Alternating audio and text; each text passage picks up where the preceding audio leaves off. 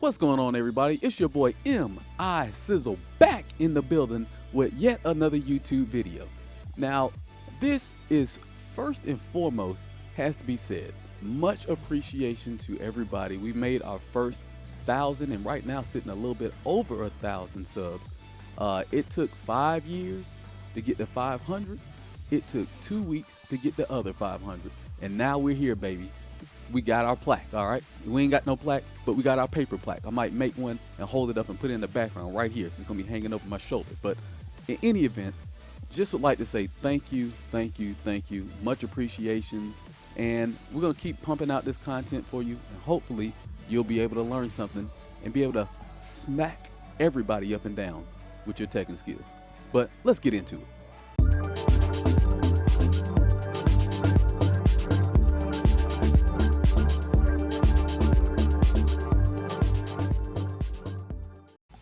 All right, today we're going to be talking about counter hitting, and I'll be explaining to you the definition of what a counter hit is as we're planning to use it.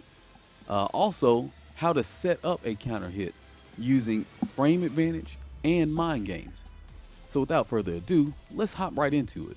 And the first thing we're going to answer is, what is a counter hit? Well, the working definition we're going to be using is the act of hitting an opponent with an attack during the startup or active frames of their attack. So that means as they press a button, if you can hit them before their attack hits you or has the ability to hit you, you can counter hit them. Or if you hit them while their frames are out and active and are able to hit, you can also counter hit them at the same time. All right. Now, how do we set up a counter hit? Well, obviously, one of the ways you can do so is to structure it behind some form of frame advantage. Today, we're going to talk about using the jab as our establishing frame advantage, as it's one of our quickest moves, and it is a plus move typically. Some characters that is not the case, but for most characters, the jab is in fact positive on block, normally +1. Now, if we're taking a look at how this is going to work, let's set Nina up. She's already set up to do a jab, and the first thing she's going to do is a jab into a 10 frame move. If you do a jab into a 10 frame move, it will counter hit all non-crushing or evasive attacks. All right, it'll beat all of them out. Now, when we say crushing, that means high crush, low crush, or power crush, right? So if something has a high crush property and we're doing a high 10 frame move, it will beat the high jab, right? It will beat the high 10 frame move. If it has a low crushing property and we're doing a low 10 frame jab, it will beat the low jab. And also, if they use a power crush, they will be able to beat out our moves, the attempts to do a 10 frame move, because it has an armor that starts up after 8 frames, right? So let's see what this looks like. We have Nina set up to do a jab into a jab. Then we have her set up to do a jab into a low jab. And we're going to try to interrupt it by doing our fastest move, which is a jab back. Let's see what happens. All right, I tried to jab both times. Jab.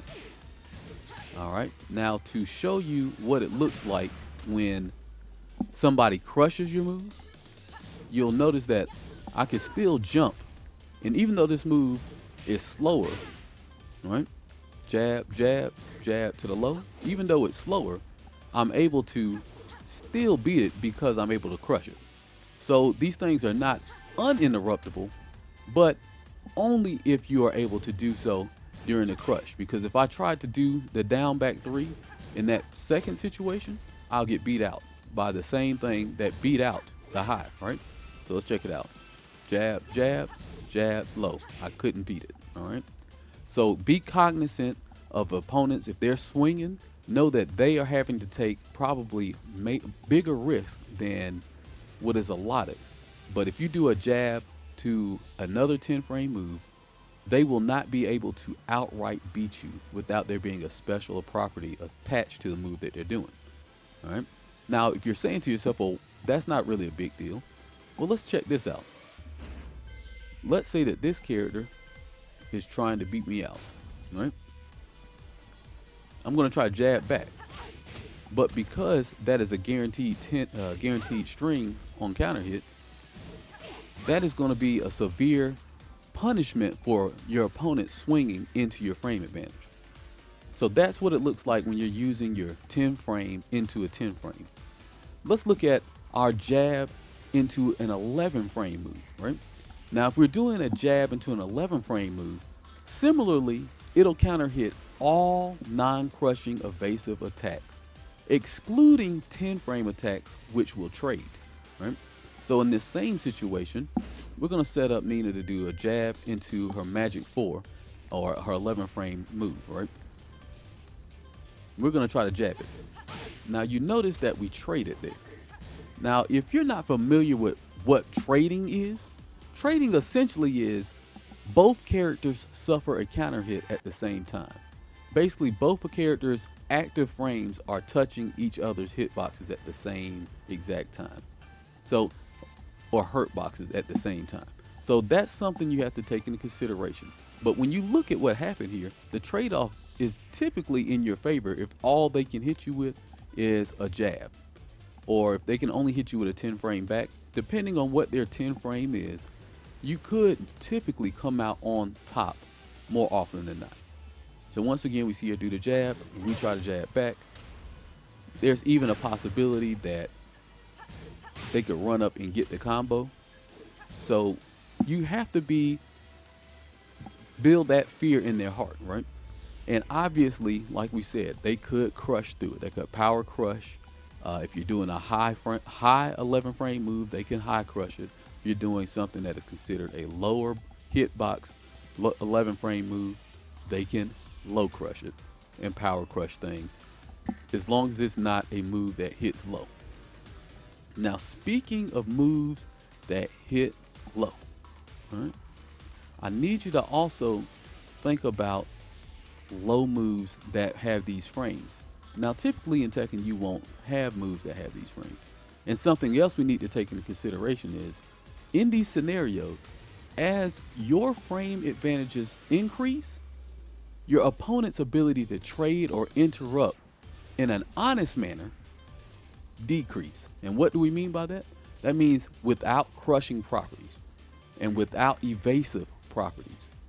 If they want to retaliate using just a straightforward move, the more you're positive, the less positive, or I'm sorry, the more negative that they are, which means it's more difficult for them to interrupt. So keep that in mind, because we're going to come back to something like that later on in the video. Now we're going to look at this next thing, which is a jab into a generic down 4 or generic low move, right? Most of the time, if not all the time, these generic lows will high crush. And because they high crush, they counter hit all non-low crushing evasive attacks, excluding generic low jabs, right? Which are normally 10 frames or 11 frames. So let's take a look at this. We're going to set her up. She's going to do a jab to a generic down 4. Generic down 4 is 12 frames. So let's see what happens. I'm a jab. I can't beat it. I try to low kick. I can't beat it with the low kick because it's too fast, right? So the only thing I can do is jump over it. If I try to go mid, I can't beat it with a mid. I can't beat it with a jab. I can only low jab this. This is all I can do to stop this offensively. And because it's a low, I can't even power crush it, right? Because it's going to beat out the power crush. So all I can do is low crush this, or I can low jab it. And if my low jab is 11 frames, then it's going to trade. So that's something to think about when you have somebody in your face who likes to press the buttons. Jab into a 12 frame low that high crushes, right? Your generic low kick. It will stop any offensive pressure that they are able to retaliate with, except for low crushing moves or low jabs, right? So that's something to really take into consideration. Now, when you think about this, right? Because it's a situation that requires them to have to either jump in the air or to duck. But typically, if you're talking about people who are mashing on them buttons, all right, that's the whole reason for counter hitting, is when somebody's mashing on them buttons. Well, now it's time for the mind games to come into play. So, how do we use mind games to create counter hits? Well, we already know that our opponent is afraid to low jab because they know we've done a jab and we've instituted that our jab into the low jab is uninterruptible by anything but moves that low crush or the power crush, correct? Then we know that we do the jab into the low kick, that stops them from doing anything that is not a low crush, right? So now that they realize, like, okay, if this person does a jab into a jab, I can't really punch them out. But if they do a jab into a low jab, I can't do nothing but jump over it. And if they do a jab to the low kick, I can't do nothing but jump over it. Or I could low jab it, but I don't really want to low jab unless I got law. But they can still beat me out with their low jab, so I don't really want to do that. I want to kill both of their options. I want to jump over their move. Well, okay, we got something for that, right? In fact, that's what we want you to do. That's the mind game we're instilling. So what we're going to do is going to have Nina do a jab and do down forward 1, which is a 13 frame mid. And when you do the 13 frame mid, this should counter hit all non-evasive, low crushing attacks. But it does still have the potential to lose to a power crush. So let's see how that looks in real time. So if she tries to do the jab to the low move, we'll jump over it, kick her right in the forehead, right? But what happens if she does the jab down forward 1? You see we get floated, which means that she going to get a combo, could potentially take us all the way to the wall, do some of the best shit you ever seen in your life, okay?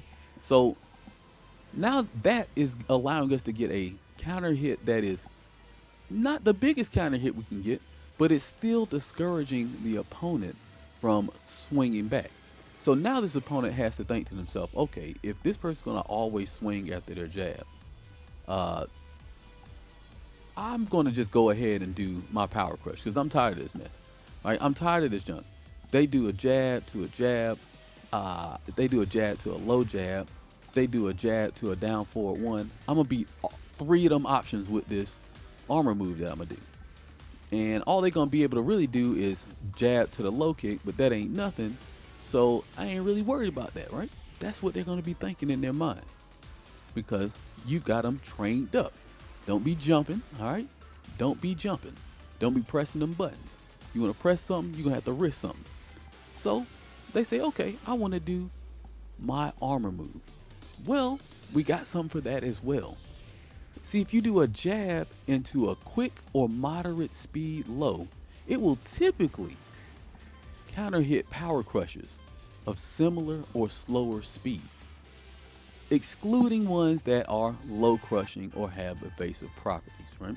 So typically you don't have that be an issue, but we're gonna set her up to do a jab into down back 3, right?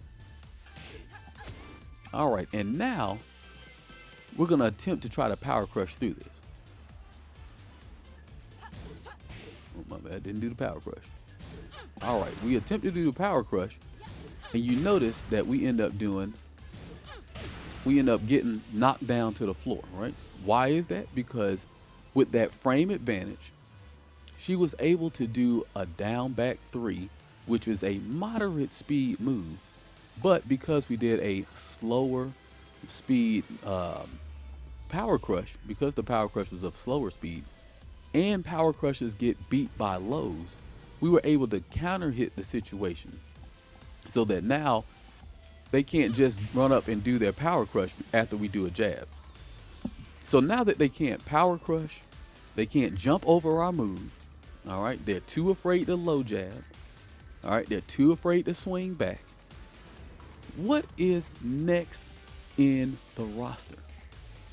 Well, also, we got one other thing that we could do. Because imagine if you don't have a counter hit low that you can use that will be quick or moderate speed.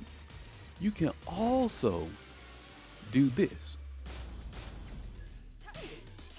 All right, because in this game, you can grab a person out of the power crush. And as long as it grabs them after the 9th frame, after the 8th frame, but before the attack becomes active, you'll be able to grab them and it will be unbreakable. So let's see what happens. Oh, we're gonna do that was unbreakable. I'm mashing on one, can't break it.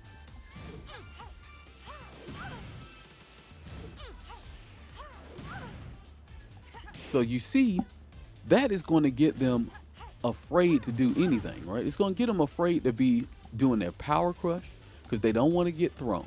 They don't want to get low moved, right? They're afraid to jump in the air because they don't want to get jabbed and they don't want to get hit by the mid attack, right?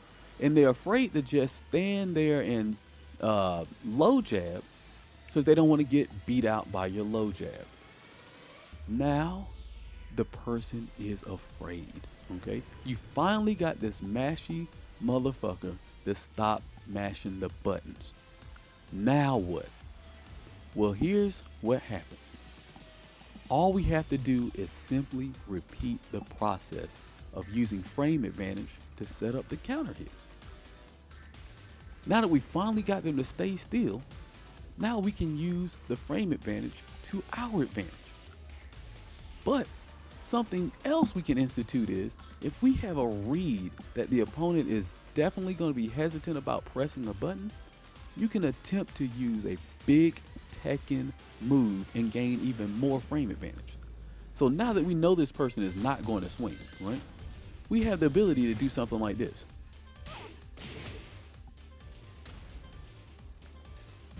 And now we're at +6. And now this person really can't do anything, right? Now, if they press any button, they're liable to be counter hit by almost any move we have up until 15 frames, right?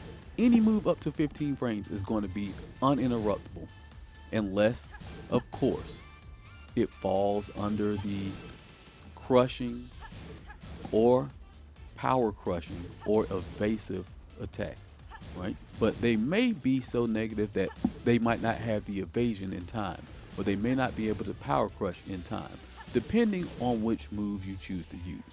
And this is how you're able to set up counter hit scenarios. And another thing that is good about these situations are, once we have frame advantage, now, and we have them afraid to swing back, we can then, if you go up to the corner, right up here and look in the corner, there's a video about your offense and how you can confuse the opponent using your offense. And what we'll be looking into in the next video or an upcoming video is how to use your defense to beat some of this stuff. Because obviously everybody want to know how to mash on the buttons, but how do you get them to stop mashing on the buttons on you from a defensive perspective? All right. Well, with that being said, I hope you enjoyed the video. If you haven't already, you know what to do. Like, subscribe, hit the notification bell. And of course, if you got something to say or you have questions about what you're seeing here, drop it down in the comment section. I try to make sure that I read everybody's comment and give rebuttal where I see fit. And with that being said, that brings this video to a close. And you already know what it is. The realm of the real, where only the real can chill. Peace.